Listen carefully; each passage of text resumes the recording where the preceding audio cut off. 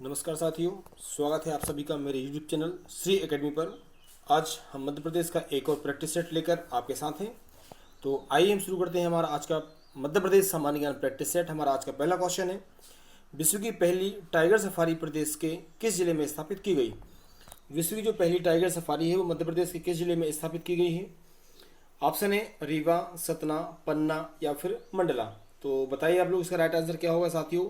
रीवा में, सतना में, पन्ना में या फिर मंडला में। तो साथियों इसका राइट आंसर हो जाएगा ऑप्शन बी, सतना। याद रखेंगे आप लोग, 3 अप्रैल सन 2016 को सतना जिले के मुकुंदपुर में विश्व की पहली टाइगर सफारी का लोकार्पण किया गया था। अगले क्वेश्चन की बात करेंगे हम। अगला हमारा जो क्वेश्चन है, क्वेश्चन नंबर नेक्स्ट की बात करेंगे हम। सतना जिले के मुकुंदपुर में स्थापित विश्व की पहली टाइगर सफारी के नाम किसके नाम पर रखे जाने की घोषणा की गई है। जो अभी आपको देखा कि सतना के मुकुंदपुर में विश्व की पहली टाइगर सफारी स्थापित की गई, यह किसके नाम पर रखे जाने की घोषणा हुई है।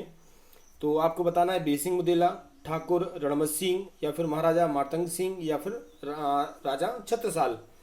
तो याद रखिएगा साथ ही इसका राइट आंसर हो जाएगा ऑप्शन सी, मार्तंड सिंह। ठीक, क्वेश्चन नंबर नेक्स्ट देखते हैं हम। विश्व का पहला गो अभयारण्य मध्य प्रदेश के किस जिले में स्थापित किया गया। विश्व का पहला जो गो अभयारण्य है मध्य प्रदेश के किस जिले में स्थापित किया गया है। शाजापुर में, खंडवा में, उज्जैन में या फिर आगर मालवा में। तो साथियों इसका राइट आंसर हो जाएगा ऑप्शन डी, आगर मालवा। ठीक है, याद रखेंगे आप लोग।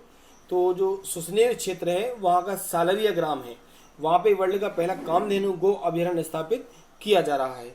ठीक है, क्वेश्चन नंबर हम देखते हैं साथियों हमारा चौथा।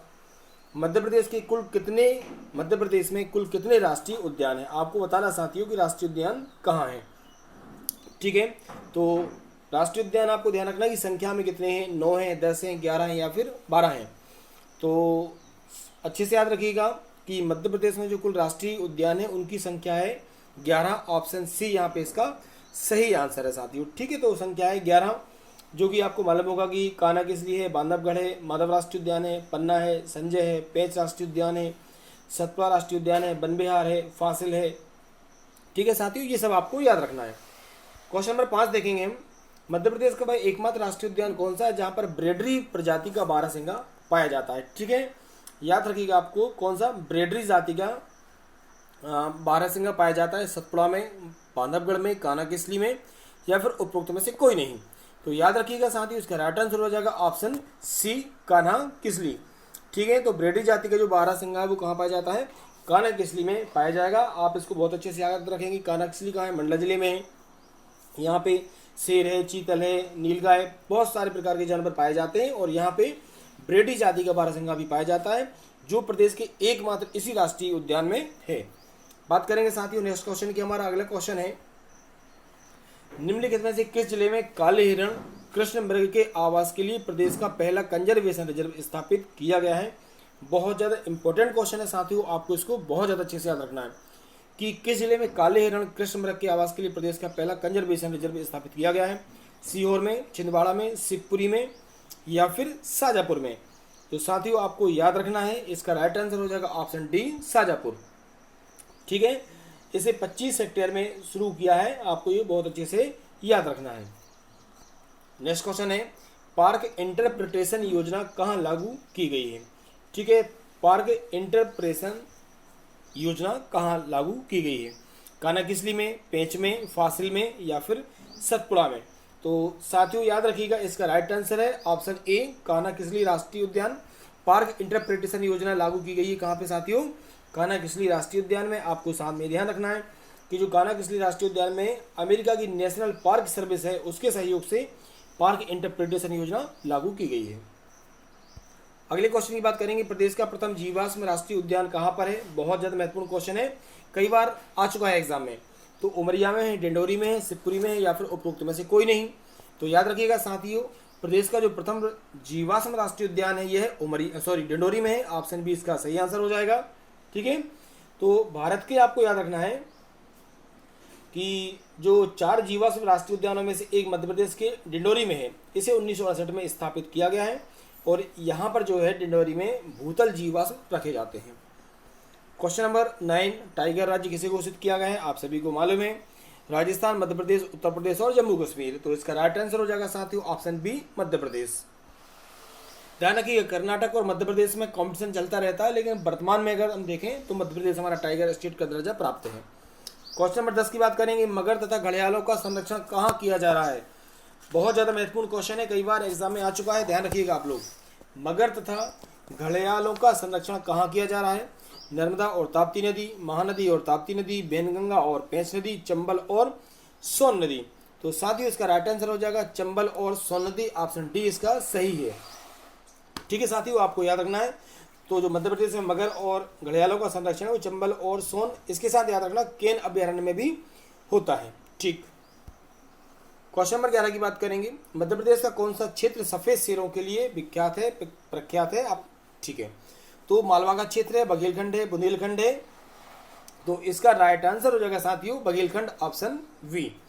ठीक है, बघेलखंड जो है वो सफेद शेरों के लिए जाना जाता है।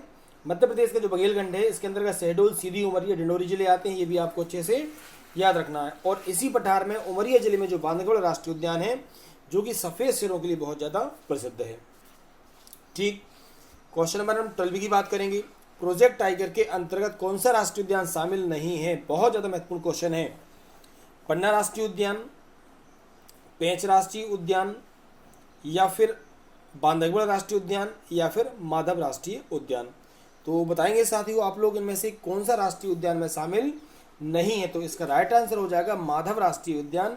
ठीक है, ऑप्शन डी, माधव राष्ट्रीय उद्यान में शामिल नहीं है।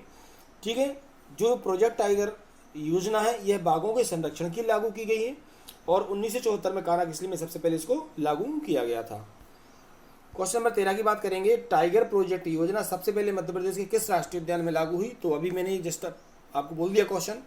तो मध्य प्रदेश के कान्हा-किसली में सबसे पहले राष्ट्रीय उद्यान प्रोजेक्ट टाइगर लागू हुआ था, ये आप लोगों को ध्यान रखना है साथियों। अगला है, मध्य प्रदेश का कौन सा राष्ट्रीय उद्यान 32 पहाड़ियों से घिरा हुआ है। ये भी क्वेश्चन कई बार पूछा जा चुका है ना। सतपुड़ा, पेंच, बांधवगढ़ या फिर कान्हा-किसली।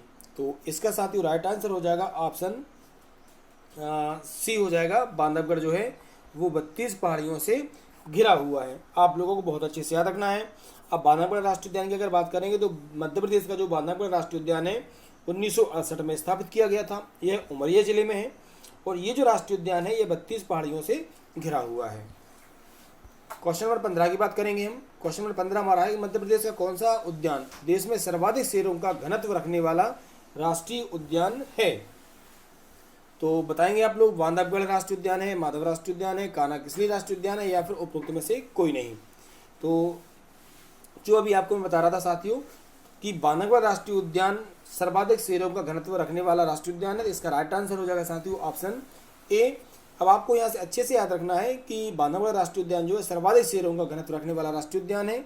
437 वर्ग किलोमीटर का ये राष्ट्रीय उद्यान है और इसमें ऐसा कहा जाता है कि प्रति 8 किलोमीटर पर एक शेर पाया जाता है, जो पूरे देश में सर्वाधिक होता है। बांधवगढ़ राष्ट्रीय उद्यान को 1993 में प्रोजेक्ट टाइगर में शामिल किया गया था। बात करेंगे क्वेश्चन 16 की कि रेप्टाइल पार्क कहाँ है। रेप्टाइल मतलब रेंगने वाले, सीधी में है, पन्ना में है, रीवा में है, या फिर इनमें से कोई नहीं। तो इसका साथियों राइट आंसर हो जाएगा हमारा ऑप्शन बी सही है। इसका पन्ना में रेप्टाइल पार्क की स्थापना की गई है। राइट आंसर इसका हो जाएगा बी। याद रखिएगा, मध्य प्रदेश का जो पन्ना जिला है वहाँ पे रेप्टाइल पार्क का मतलब याद रखेंगे रेंगने वाले जीव, जैसे कि घड़ियाल है, मगरमच्छ है, इनके संरक्षण के उद्देश्य से रेप्टाइल पार्क निर्मित किया गया है। क्वेश्चन नंबर 17 की बात करेंगे, राज्य का एकमात्र जिला जहाँ पे सफ़ेद शेर पाए जाते हैं। बताइए आप लोग कि सफ़ेद शेर कहाँ पाए जाएंगे, रीवा, सतना, मंडला या उपरोक्त में से कोई नहीं। तो साथियों इसका राइट आंसर हो जाएगा ऑप्शन ए, रीवा। ठीक है, जहाँ पे सफ़ेद शेर पाए जाते हैं। क्वेश्चन नंबर 18 की बात करेंगे हम, मध्य प्रदेश के किस राष्ट्रीय उद्यान में पहाड़ी की चोटी पर जॉर्ज कैसल भवन बनाया गया है। पेंच राष्ट्रीय उद्यान, माधव राष्ट्रीय उद्यान, बांधवगढ़ राष्ट्रीय उद्यान या फिर कान्हा-किसली राष्ट्रीय उद्यान। तो साथियों याद रखिएगा इसका राइट आंसर हो जाएगा ऑप्शन बी, माधव राष्ट्रीय उद्यान। ठीक है, माधव राष्ट्रीय उद्यान की अगर बात करेंगे तो कहाँ पे है ये शिवपुरी जिले में है। ठीक है, याद रखिएगा आप लोग। अगला है, मध्य प्रदेश में कुल कितने अभयारण्य हैं बताना है आपको। मध्य प्रदेश में कुल कितने अभयारण्य हैं, 22 हैं, 25 हैं, 31 हैं या फिर 27 हैं। तो अकॉर्डिंग टू क्वेश्चन आपको याद रखना है यहाँ पे कि अभयारण्यों की संख्या है 31। ठीक, 11 राष्ट्रीय उद्यान और 31 अभयारण्य।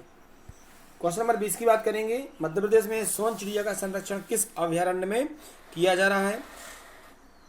तो बताएंगे आप लोग घाटी गांव या फिर करेराम या फिर ए और बी दोनों या फिर उपरोक्त में से कोई नहीं। तो इसका साथियों राइट आंसर हो जाएगा हमारा ऑप्शन सी, ए और बी दोनों। मालूम होगा आप लोगों को कि लुप्त प्राय है सोन चिड़िया, इसके लिए घाटी गांव जो कि ग्वालियर में है और करेरा जो कि शिवपुरी में है, वहाँ पे सोन चिड़िया के संरक्षण के विशेष प्रयास किए जा रहे हैं। क्वेश्चन नंबर हम 21 की बात करेंगे। मध्य प्रदेश में खरमोर पक्षी को किस अभयारण्य में संरक्षित किया गया है? ठीक है, तो बताइए, नौरादेही अभयारण्य, पालपुर अभयारण्य, सरदारपुर अभयारण्य या फिर इनमें से कोई नहीं। तो साथियों इसका राइट आंसर हो जाएगा ऑप्शन सी, सरदारपुर अभयारण्य की बात। ठीक है, तो मालूम होगा आप लोगों को मध्य प्रदेश में जो खरमोर पक्षी का संरक्षण है, 2 अभयारण्यों की स्थापना की जा रही है, जिसमें एक तो सरदारपुर है जो कि धार में है और दूसरा है सैलाना जो कि रतलाम में है। तो यहाँ पे सरदारपुर अभयारण्य सही आंसर हो जाएगा। क्वेश्चन नंबर 22 है हमारा, मध्य प्रदेश का सबसे बड़ा अभयारण्य कौन सा है? अभयारण्य की बात की जा रही है, राष्ट्रीय उद्यान की बात नहीं की जा रही है। अगर हम मध्य प्रदेश के सबसे बड़े अभयारण्य की बात करेंगे, नौरादेही अभयारण्य, रालामंडल, गांधी सागर अभयारण्य या फिर पेंच राष्ट्रीय अभयारण्य, तो बताएंगे आप लोग साथियों इसका राइट आंसर क्या हो जाएगा। तो इसका राइट आंसर है ऑप्शन ए, नौरादेही अभयारण्य। आपको इसको बहुत ज़्यादा अच्छे से याद रखना है। मध्य प्रदेश का सबसे बड़ा अभयारण्य है नौरादेही अभयारण्य। अभी कहाँ पे है? तो ये सागर जिले में पड़ता है। 1194 इसका वर्ग किलोमीटर का क्षेत्रफल है। ये आपको अच्छे से याद रखना है। क्वेश्चन नंबर 23 की बात करेंगे।